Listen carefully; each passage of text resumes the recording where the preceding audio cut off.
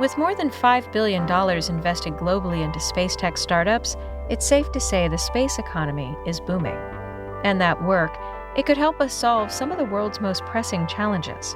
To talk more about that, and about the future of space tech investment, I'm joined by astronaut Sara Sabry, the first Arab female to fly to space, and the founder of multiple space-related startups. I'm also joined by Adam Niewinski, a leading space investor. And we're at the largest tech event in the Middle East, Web Summit Qatar, with 25,000 attendees. I'm Jennifer Strong, and this is Shift. Now here on the steering column is a device called Auto Cruise. You simply set the speed you want. Self-driving robo-taxis are already on the road in two U.S. cities. As the disc rotates, a mirror reflects the light in the way that depends on how the signal was recorded. This is the 100 terabyte I present to you Electro, the Moto Man. Ladies and gentlemen, I would say that one of my greatest skills is my ability to interact with humans. This episode was taped in front of a live audience in Doha, Qatar.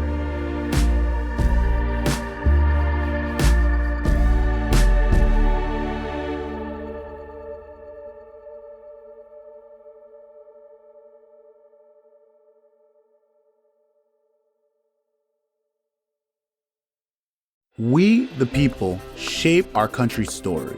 America 250 is gearing up to celebrate the 250th anniversary of the founding of America's democracy by collecting and preserving diverse stories from across the nation. Nominate any living person you think has a story to be preserved and celebrated for generations to come. Help tell our American story, every unique version of it. Visit america250.org/nominate to submit.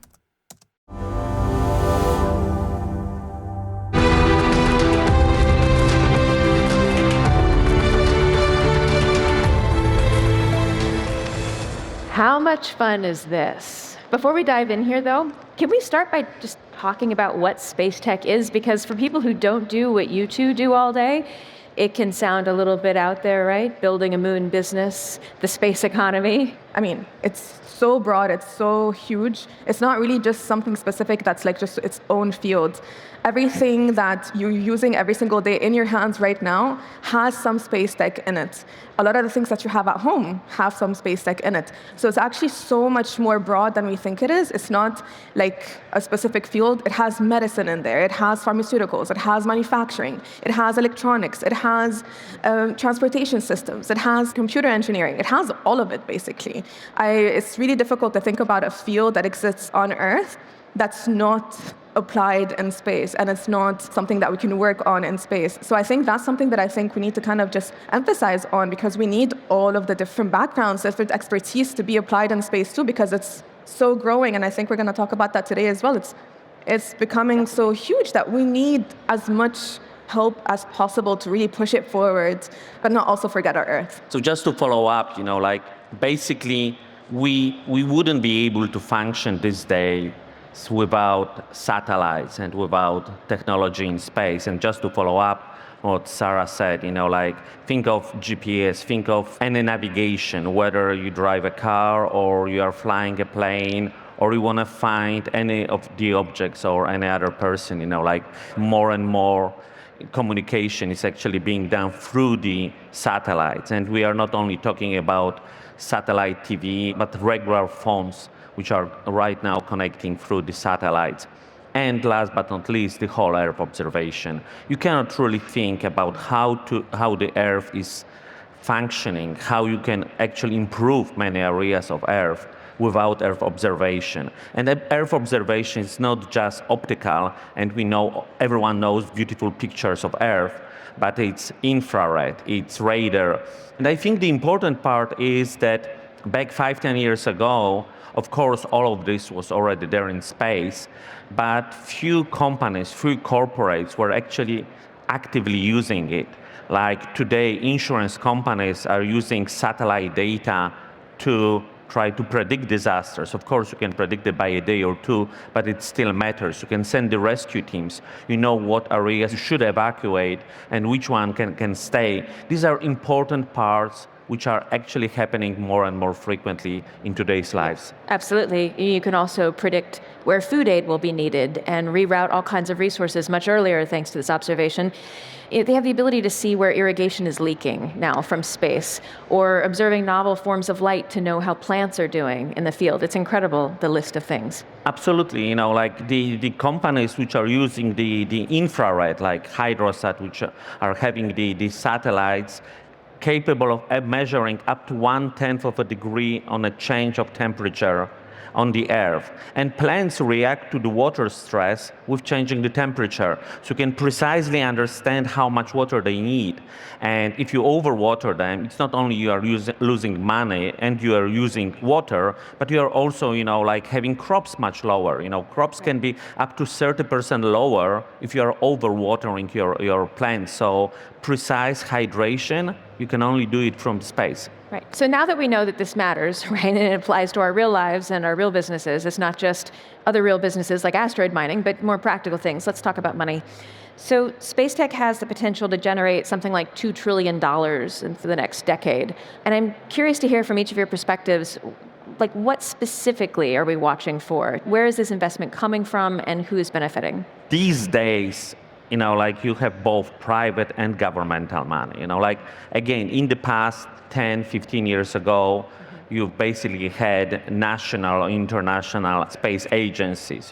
Think of NASA, think of European Space Agency and all the governments which were actually actively taking part in space economy. And ever since it started to become a commercial product, ever since each and every one of us started to use it, like we have a lot of investment funds, including OTB, which are actively investing in this space just because it's just making money. Like the company that we've invested in, ISI 8 years ago, this year should be doing something like 200 million revenues, or hopefully even more. These are real money of the real startups which are evolving and are being established each day. Completely agree, honestly. It has a lot of potential, and I think whenever we think space, we think it's going to be so far away that it's not going to be generating money, but yes, it does generate because it's very applicable right now. A lot of countries are really investing very heavily on satellite imagery, and because you use it to monitor weather, and you can't just have one country that's able to get all of this data, because then you have too much leverage over another country. So a lot of countries around Africa and emerging countries as well are really heavily investing in that because that's something that we really, really need. But then other than that, you have a lot of the technology that we're developing in space has a lot of benefits that we don't really see on Earth. And for example, we were just talking about that backstage about in-space manufacturing. We had a project last year as part of the Space Initiative, and what we did was really try to analyze what are the benefits of manufacturing in space compared to manufacturing out on Earth. You have a lot more flexibility in manipulating the properties of a specific material. You have a lot of benefits in terms of the quality or how the optical fibers are being used there too. There's so many things that when you're actually producing them or you're building them in space, this environment gives you such an edge and such a benefit. It depends on what it is, of course. It depends on what you're aiming to manufacture. This environment is so unique. It's so powerful, especially when you're talking about fluid mechanics, when you're talking about different mechanical properties. And when it comes to pharmaceuticals, we're really trying to actually understand if we can create things that we're not able to create on Earth. So definitely something that we need to be investing in, because that has so much potential to be curing things, to be making things cheaper on Earth too, if you produce them and then bring them back. Of course, once we figure out how to reduce the cost of launch and bring things back more and more. But there's so many things like this, and there's also a company that's working on biopods, that's generating revenue right now, because you have this environment that initially it was created for space, because you want to enhance life on space, build these biopods in space, and be able to live on the moon, on the surface on the moon or Mars. Interstellar Lab is actually that company. It's what they're doing is they're also bringing it to Earth and using it for other companies too, which is, again, generating revenue. So there's so many things like this. Yeah. I was just going to jump in and say one thing that I found especially interesting about covering space tech is actually how collaborative it is and how it's still kind of a small, despite being, to your point, a very wide range. This is research, this is manufacturing, this is pharmaceuticals and agriculture and a million more things. It's a small universe of people who largely seem to know each other and support each other and collaborate. it's still the beginning of the industry, even though, like the numbers seems already big, and what's even more important, dynamically growing. It's just the beginning. And really there is a huge economy which is going to build up there.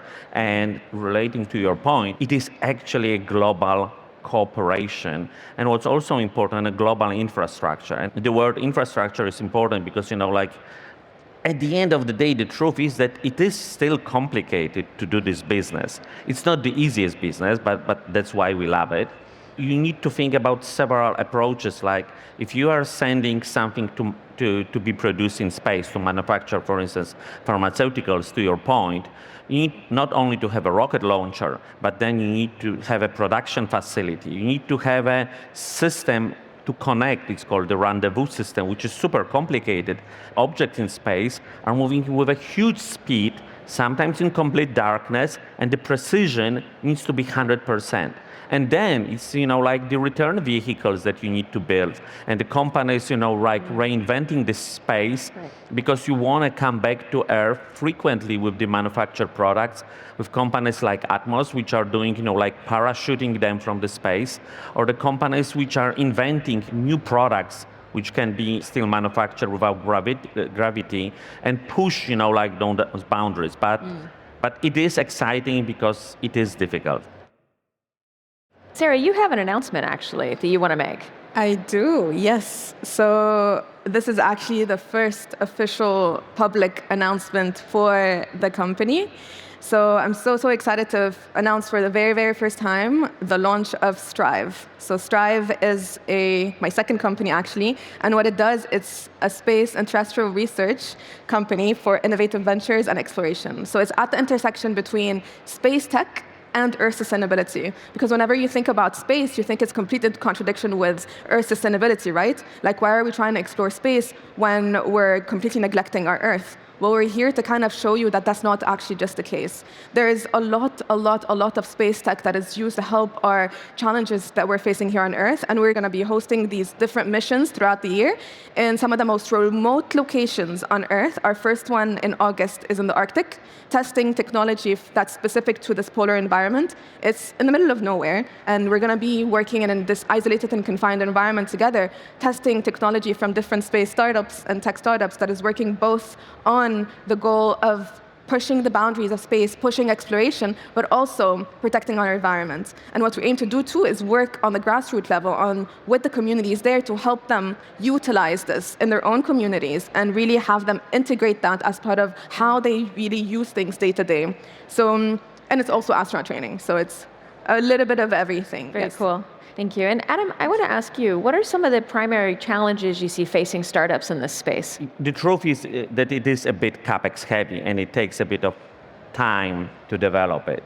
It's not just, like some of the consumer startups that get in traction almost immediately, gets, hundreds of millions of users, and then the revenues and the things are moving. You really need to have some of the smartest minds on Earth to work on it. And you need to work with really visionaries, which are spending years developing new technologies. And then the commercializing, as mentioned, it's not coming typically overnight. Think of SpaceX. The company that had a lot of challenges in the early days was saved by NASA. And today it's worth something, like whatever the number could be, but probably about $150 billion, bringing huge revenues from an amazing rocket launchers and telecommunication through the Starlink. So it takes some time, but the reward is huge. And the good thing is that this is only going to speeding up, and we see this traction. When we started to invest back 8 years ago, there was still a promise. Everyone was thinking about, you can count the cars in front of the Walmart from the space and estimate the revenues from Walmart. And that was, like the use case that everyone was mentioning, but no one was actually using it, because it wasn't precise and no one knew how to actually incorporate this into the commercial space. But today, actually all those areas are, as you were saying, connected and starting to become a real economy. So be brave, like to all those who think about investing in new space, have courage, have vision, not try to replicate, think of something completely different, and the money will follow you. And we are sadly just about out of time, but I would love from each of you to know how you got into this field in the first place. The short answer is existential crisis. And as an engineer, I became just obsessed with having those answers and obsessed with the idea that I could leave this world without having them. And that's why I wanted to be a part of it. I wanted to be a part of it so badly that I saw the challenges of what my passport does. And that's why I founded Deep Space Initiative, which is my first company. And what we do is we're trying to give this opportunity to everyone around the world, regardless of your resources, your passport, where you come from, how much you have in the bank. But it's only dependent on your CV, what you do, your research, and your capabilities. And wanting to have those answers so badly, it kind of just, I'm just obsessed.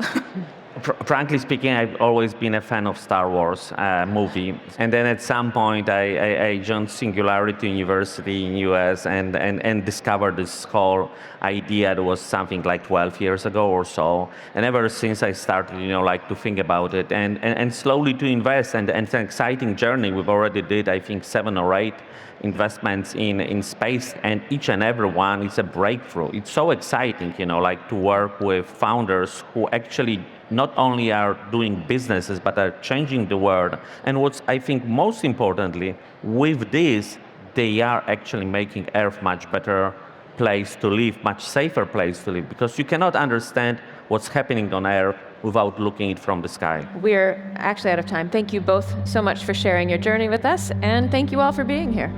Thank you. Thanks so much. This episode was produced by me and Emma Cillekens and mixed by Garret Lang, with original music from him and Jacob Gorski. Thanks for listening. I'm Jennifer Strong.